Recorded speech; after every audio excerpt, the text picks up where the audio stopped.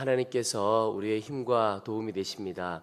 오늘 하루도 오직 주님 주시는 힘 의지해서 또 주의 손 붙들고 무슨 일을 하든지 어디에 있든지 승리하는 하루 되시기를 주의 이름으로 축원합니다. 이제 하나님께서 허락하신 이 11월 한 달도 거의 다 지나가고 있습니다.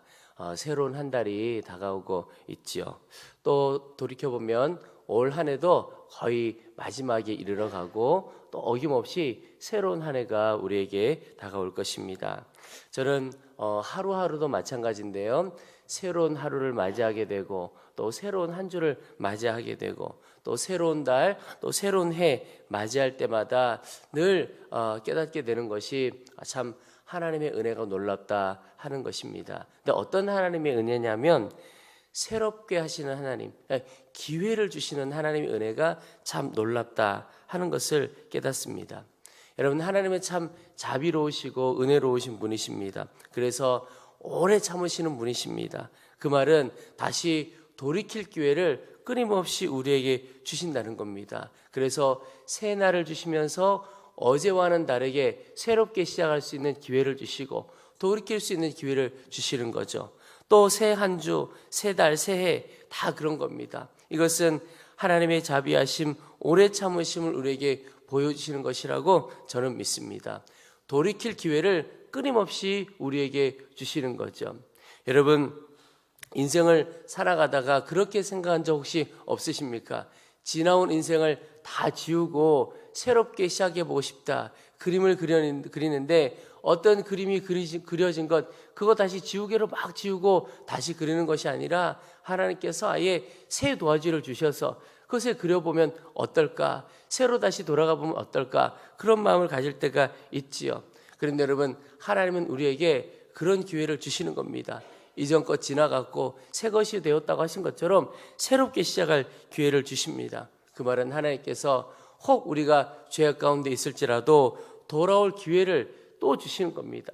참고 참으시고 새롭게 기회를 주시죠. 그러나 여러분, 하나님은 참 자비로우시고 길이 참으시는 분이시지만 한 가지 기억해야 할 사실이 있습니다. 그것은 주님은 참으시고 또 기다리시지만 언젠가는 끝이 있다는 사실입니다.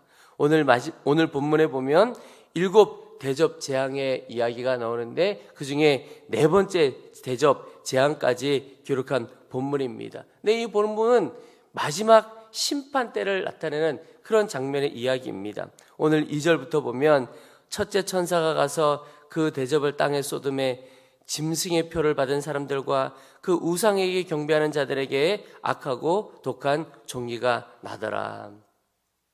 그 이후에 여러 재앙들 표시되고 있는데 이 첫 번째 대접 재앙, 짐승의 표를 받은 사람들, 그 우상에게 경배하는 자들에게 일어나는 재앙입니다. 한마디로 하나님을 부인하고 하나님을 대적하고 죄 가운데 있던 사람들이죠. 여러분, 이 사람들 하나님을 대적하는 것에서 돌이킬 기회가 있었습니다. 하나님께서 그런 기회를 많이 주신 거죠. 그럼에도 불구하고 그들은 돌이키지 않았습니다. 그리고 여전히 짐승과 우상을 섬겼던 사람들입니다. 그들에게 마지막 심판이 임했던 거죠. 오늘 넷째 천사가 쏟은 대접 재앙도 마찬가지입니다. 8절 9절 보십시오. 넷째 천사가 그 대접을 해 쏟음에 해가 권세를 받아 불로 사람을 태우니 사람들이 크게 태움에 태워진지라. 이 재앙들을 행하는 권세를 가지신 하나님의 이름을 비방하며 또 회개하지 아니하고 주께 영광을 돌리지 아니하더라. 여러분, 이 4번째 대접 재앙에 있어서 핵심이 무엇이냐면 회개하지 않았다는 겁니다. 회개하지 않았다. 이 말은 하나님께서 회개할 기회를 충분히 주시고 돌이킬 기회를 충분히 주셨다는 겁니다. 주님은 자비하셔서 기다리고 참고 참았지만 돌이킬 기회를 너무나 많이 주었지만 그러나 오늘 본문을 통해서 주시는 말씀은 그 회개의 기회가 영원하지 않다는 겁니다. 주님은 참으시는 분이시지만 오래 참으시는 분이시지만 그 기회가 회개의 기회가 영원하진 않다라고 하는 거죠. 여러분, 부모 곁을 떠나 살아가는 자식, 부모님을 찾아가 볼 기회, 만날 기회 늘 있을 것이라고 생각합니다. 부모님은 늘 우리 곁에 있을 것이라고 여기고 살지요. 그러나 어느 날 전화 한 통 받고 땅을 치며 후회하는 경우가 종종 있습니다. 늘 우리 옆에 계실 것 같지만 결국 떠나는 날이 오게 되는 거죠. 우리가 알지 못하는 그때 아주 갑작스럽게 오게 되는 경우가 많습니다. 하나님의 심판도 이와 같습니다. 늘 우리는 돌이킬 기회, 늘 새롭게 시작할 기회 늘 있는 것 같습니다. 그렇게 살아왔으니까 새로운 하루가 지어지고 새로운 한 주가 주어지고 새로운 한 달, 새로운 한 해 늘 우리가 경험하며 살아왔습니다. 그래서 새해부터 시작하면 되지, 내일부터 시작하면 되지, 그렇게 생각하며 삽니다. 그런데 그 기회가 영원하지는 않다는 겁니다. 영원해 보이는 것처럼 보이지만 그러나 영원하지 않다는 것이죠. 여러분, 이 회개의 기회가 영원하지 않는 이 사실 앞에 우리가 어떻게 살아가야 하겠습니까? 예수 그리스도를 믿는 성도들이라면 주께서 주시는 이 회개의 기회를 붙들어야 하는 거죠. 언제 문이 닫혀버릴지 모르는 것입니다. 여러분, 그것을 위해서 먼저 우리가 성령의 근심하심을 잘 깨달을 수 있어야 합니다. 에베소서에 보면 하나님의 성령을 근심하게 하지 말라. 그 안에서 너희가 구원의 날까지 인치심을 바라느니라. 여러분, 우리가 예수 그리스도를 우리의 구주로 영접하면 어떤 놀라운 일이 벌어집니까? 성령 하나님이 내 가운데 와 계십니다. 그리고 일어나는 일이 뭐냐면 내가 죄 가운데 있다든지 하나님 기뻐하지 않는 길로 가게 되면 우리 안에 성령의 근심이 있게 됩니다. 그 말은 내가 죄를 범하고 주께서 기뻐하지 않는 길을 가게 될 때 내 안에 떨림이 일어나고 두려움이 일어나고 근심이 일어납니다. 그건 예수 그리스도를 믿는 이들에게만 일어나는 근심입니다. 주님을 알지 못하는 사람은 똑같은 죄를 저질러도 전혀 두려워하고 근심이 없습니다. 성령의 근심이 없는 것이죠. 예를 들어 우리가 가족 안에 다툼이 있다고 생각해 보십시오. 그러면 그것이 우리에게 불편하게 여겨집니다. 찔림이 되어지고 좋지 않은 겁니다. 행복하지 않은 거죠. 성령께서 우리 가운데 근심, 찔림을 주시는 거죠. 내가 그렇게 느끼는 것이 아니고 내 안에 계신 성령께서 느끼는 근심을 우리도 똑같이 주님이 내 안에 와 계시니까 느껴지는 겁니다. 여러분, 사실은 그 근심이 우리를 살리게 하는 근심입니다. 고린도후서에 보면 하나님의 뜻대로 하는 근심은 후회할 것이 없는 구원에 이르게 하는 회개에 이루는 것이요 그랬습니다. 여러분, 우리가 어떤 일을 할 때 늘 주님께서는 어떻게 느끼실까? 여기에 관심을 가져야 합니다. 그래서 주님께서 기뻐하시는 일이다. 마음껏 그 일을 하는 겁니다. 그런데 주께서 근심하신다. 그걸 내가 압니다. 주님이 내 안에 와 계신 사람은 그것을 깨닫게 되는 거죠. 그렇다면 이게 회개하라는 하나님의 사인이구나 깨달을 수 있어야 하는 겁니다. 주께서 기뻐하신다면 온전히 그 길을 가고 주께서 근심하신다면 잠깐 멈춰 설 수 있어야 하는 겁니다. 어느 길로 가야 하나, 돌이켜야 하나 깨닫게 되어야 하는 거죠. 여러분, 먼저 성령의 근심, 그것을 깨달아야 하고 그리고는 물어야 하는 겁니다. 주님께 묻는 겁니다.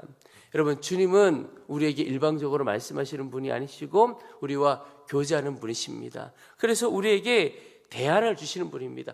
주님은 우리에게 단순히 징계하고 혼내고 그렇게만 끝내는 분이 아니고 너가 이 길을 가면 좋겠다. 이 길이 내가 기뻐하는 길이다 라고 하는 것을 가르쳐 주십니다. 주님은 구체적으로 우리를 인도해 주시는 분이시죠. 예를 들어 이런 것입니다.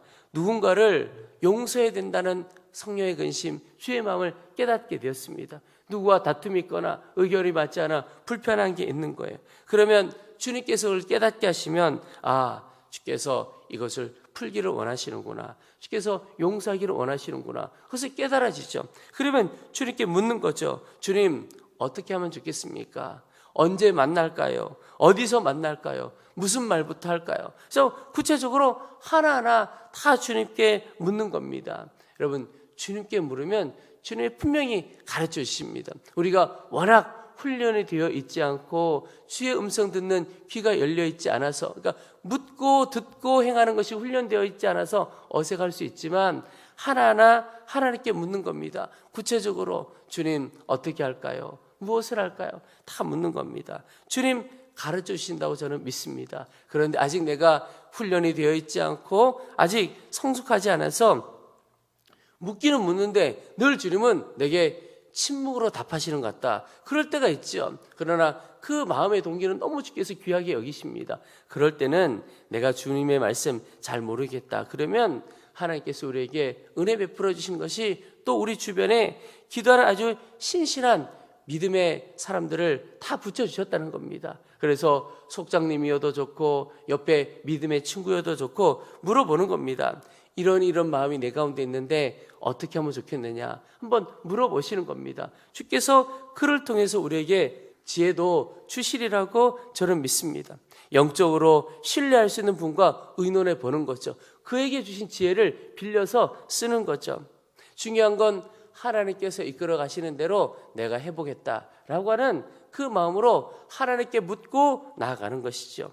그리고 주께서 길을 가르쳐 주신다면 하나님께서 이렇게 하신다고 깨달아진다면 하나님 순종할 힘을 주십시오. 제가 주의 말씀대로 살겠습니다 라고 순종의 결단 그리고 순종의 힘을 달라고 기도하는 겁니다. 여러분 순종하는 것도 내 힘으로 할 수 있는 것이 아닙니다. 내가 순종해야지 마음으로 가지고 있는 것과 실제로 기도하는 것 차이가 있는 것이 그저 순종해야지 하면 내 힘으로 순종하려고 할 때가 많습니다. 그러면 실패합니다. 순종이라고 하는 것 자체가 하나님의 말씀 앞에 나를 쳐서 굴복시키는 것이기 때문에 우리 스스로 본능적으로 우리를 쳐서 굴복하는 것 거부하기가 쉽습니다. 그런데 주님 순종할 힘을 주십시오. 순종하겠습니다 라고 결단하고 주의 힘을 구하면 하나님께서 순종할 능력도 부어주십니다. 예수 그리스도의 생명이 우리 가운데 나타나게 되는 것이죠. 여러분 그 능력 주시면 이제 주께서 말씀하신 대로 한 걸음 한 걸음 순종하며 사는 겁니다. 그러면 그때 하나님의 역사가 있게 됩니다. 여러분 우리가 돌이키는 것에서부터 시작해서 하나님께서 기뻐하시는 그 일에 우리의 삶을 드리는 것 모든 과정 속에 그 중심은 늘 주님이십니다. 그래서 우리가 성령의 근심을 깨닫게 될 때도 주님 때문에 깨닫게 되는 것이고 어느 길로 가야 할까 묻는 것도 주님께 묻는 것이고 주님 그 길로 갈 수 있는 힘 주십시오. 기도의 중심도 주님이 되는 것입니다. 여러분 오직 우리 오늘 하루 살아갈 때도 주님의 손만 붙들고 사는 것 그것이 사실 우리가 살아가야 할 길입니다.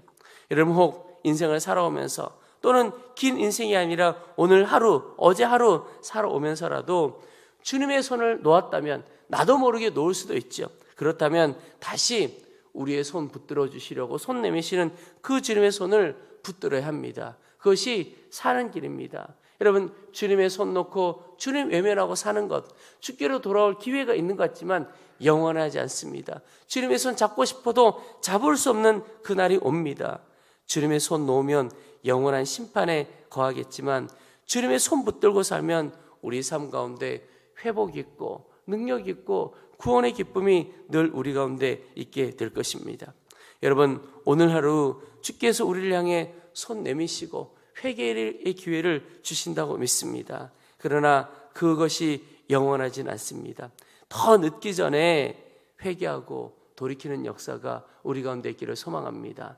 여러분 죄 가운데서 하나님 기뻐하시지 않는 길에서 헤매고 헛고생하며 사는 인생이 아니라 주의 손 붙들고 주께서 역사하시는 것을 보는 영광의 삶 또 놀라운 간증의 삶 살게 되기를 너무나 축원하고 소망합니다. 우리 가운데 그 간증과 고백이 가득 넘쳐나고 또 우리 자신이 그렇게 살 뿐만 아니라 그것으로 인해서 우리의 가정들, 우리의 가족들, 우리가 속한 공동체에도 하나님께 주시는 은혜와 복이 흘러넘치기를 소망합니다.